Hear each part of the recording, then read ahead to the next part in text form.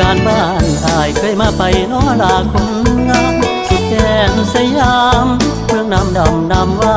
บึงกาฬอายขอเชิญชวนให้มาเที่ยวมวนนำกันเพื่อสร้างเสริมความสัมพันธ์ให้มันแก่นเหนียวแน่นแสนดี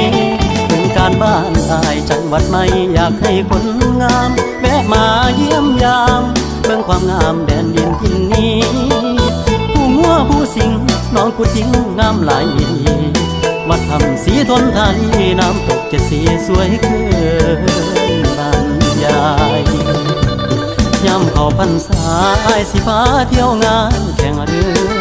มีปีละเทืองานแข่งเรือสองฝั่งลาวไทย